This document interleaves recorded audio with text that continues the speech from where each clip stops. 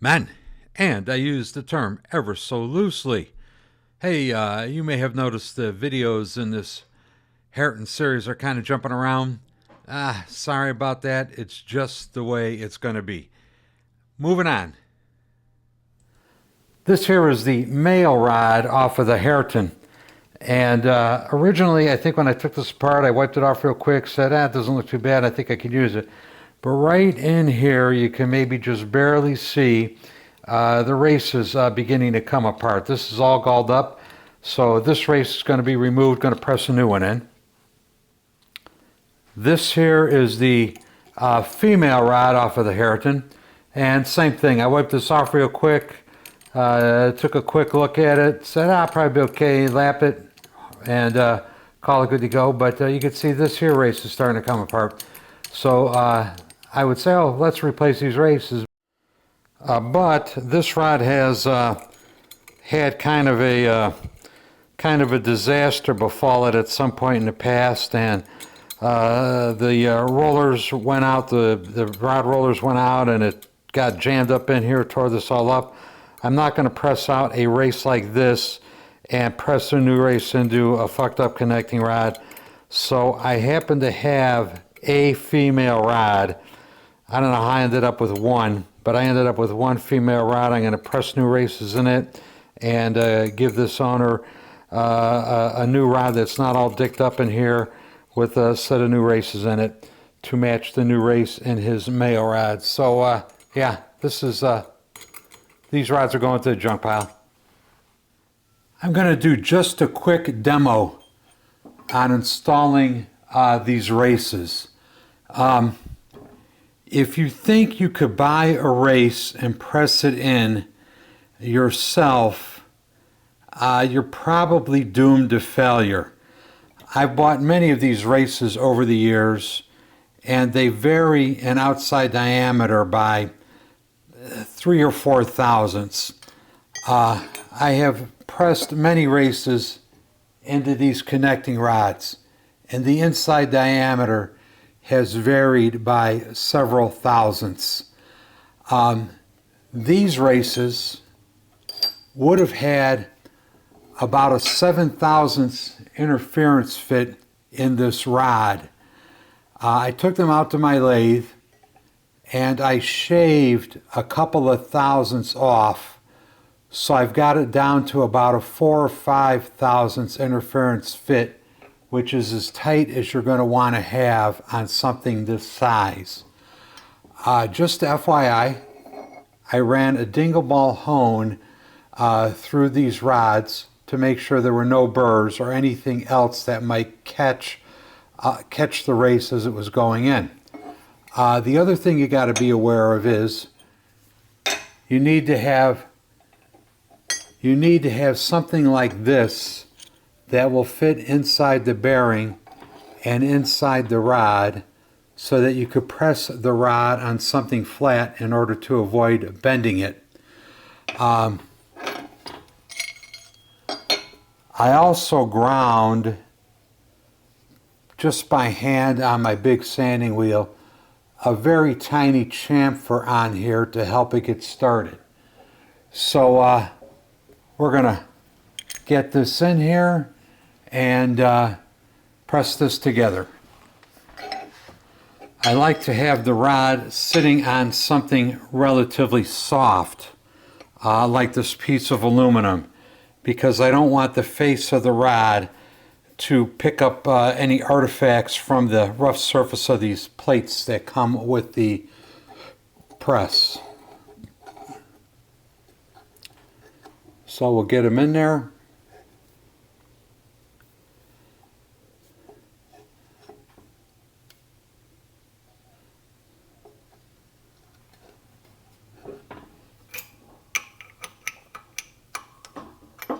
And we'll pump her on up.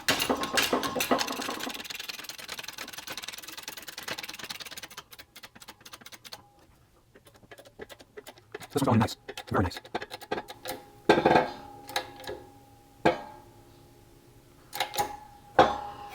Dare I say, perfect.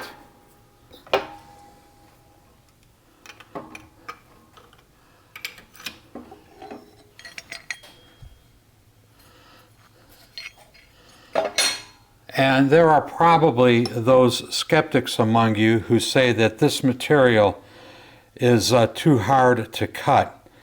I have actually a broken carbide insert that I have sharpened to a point. It's a rather wide angle point, probably, I don't know, 130, 140 degrees, somewhere in that area, but it is sharp.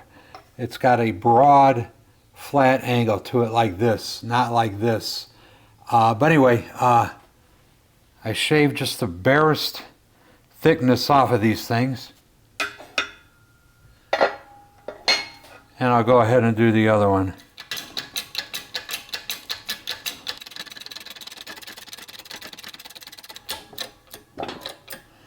Off my website, I get people asking questions about doing this. This is advanced Harley mechanicking.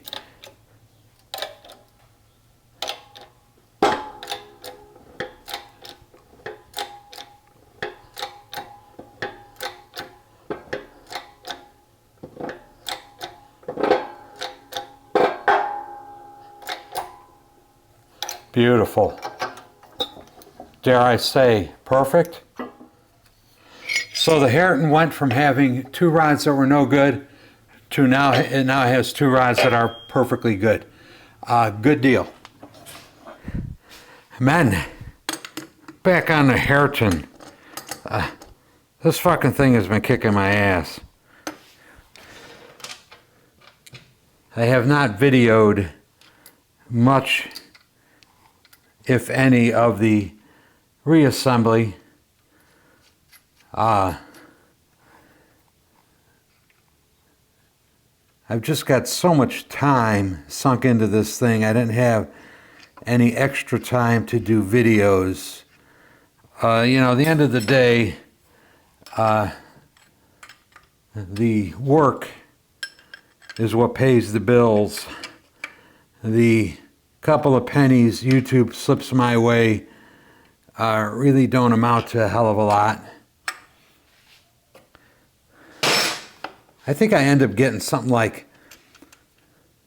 $40 a week, maybe. I don't know, $80 a month. I don't know. I really don't pay much attention to it. It's really not a hell of a lot. If I had, you know, 100,000 subscribers and was making some serious YouTube money, yeah, I'd be able to make videos without respect to actually working on these engines. But I don't. I'm not complaining, I'm just saying that's the reality of the situation.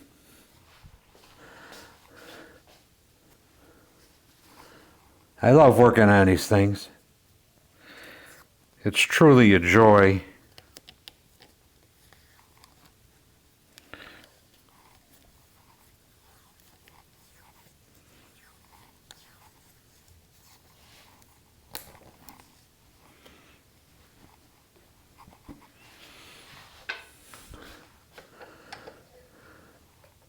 I don't know how good this will show up on the camera, but look at the free play in this. This is a rod, original rod to this engine. I replaced the rear rod because the bottom end was chewed up. You could actually feel the ridges in this.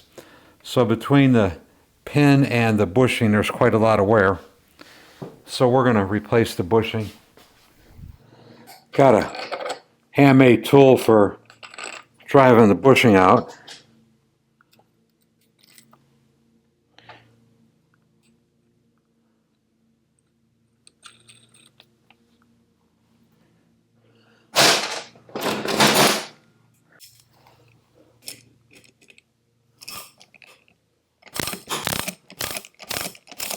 Boy, this one's really coming out easy.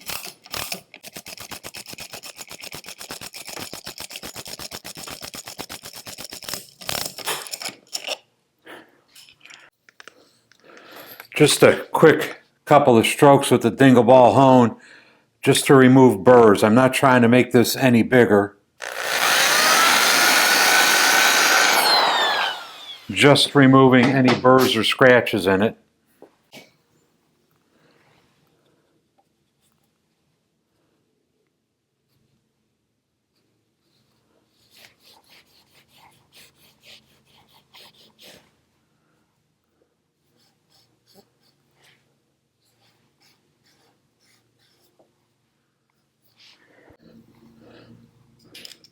The same tool that removes also installs. I'm going to go out to the dirty shop and put a little chamfer on the leading edge to help guide it in.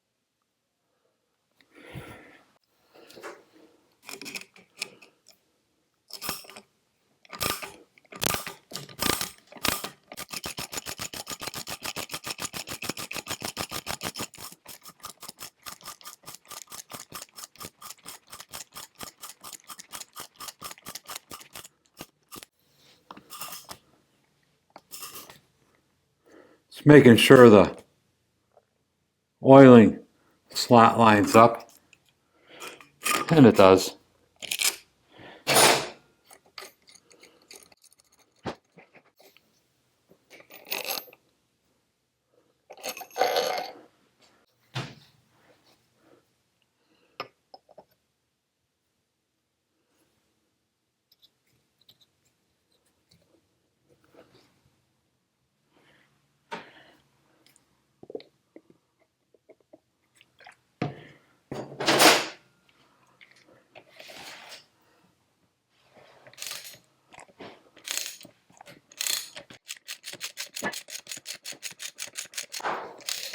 This is the Jim's reamer tool.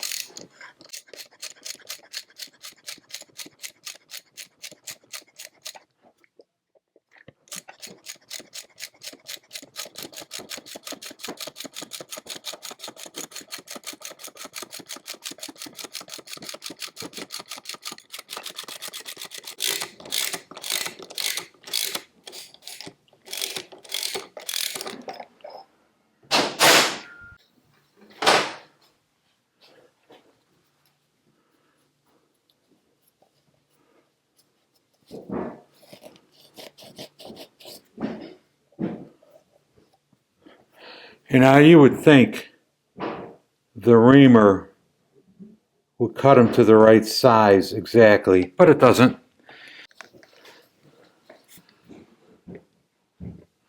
They need to be honed.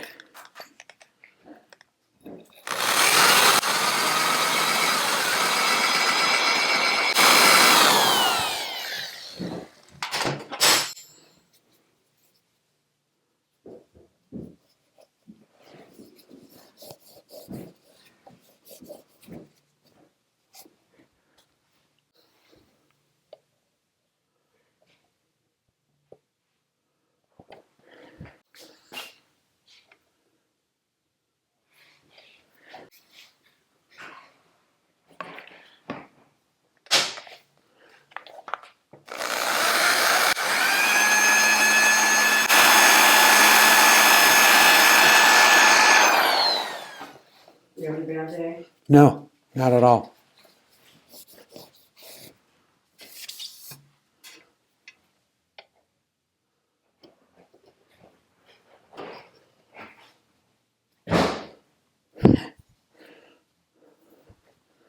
Yes, and now I've gotten it stuck.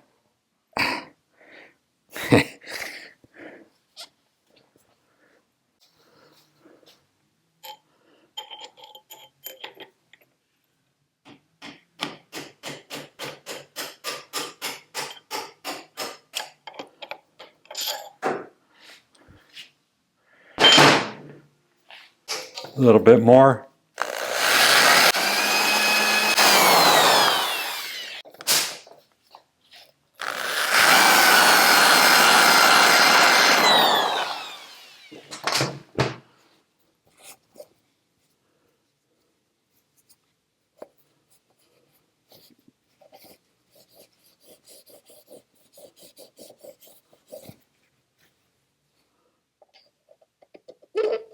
Ooh, nice.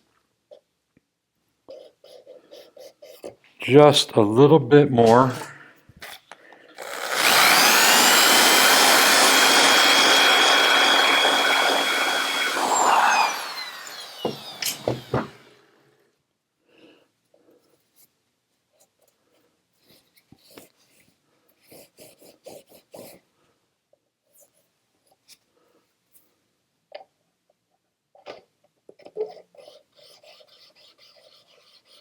Perfect.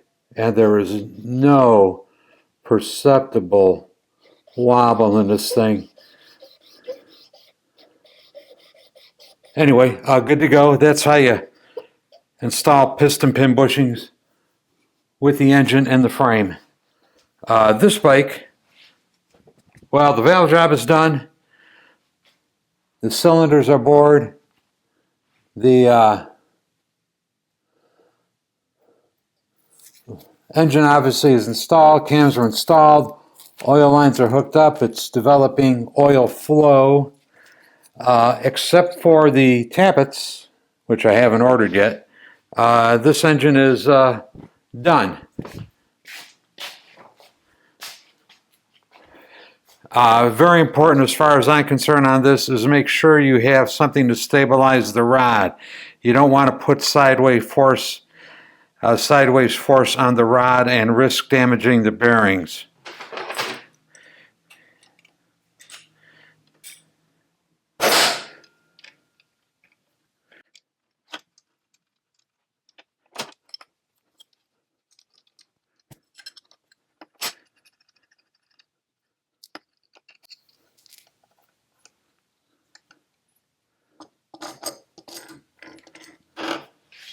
And I am out of here.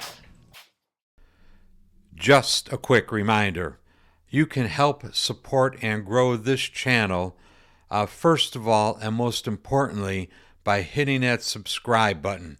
So if you haven't subscribed already, go ahead and hit the subscribe button.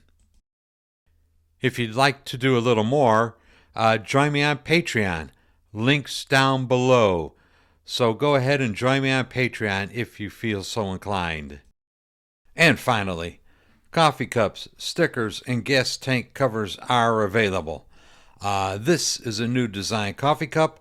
I like the old ones, but I like these new ones even better. Links will be provided in the description down below. Get yourself some. And thank you all ever so much for watching these videos. I really appreciate it. Bye.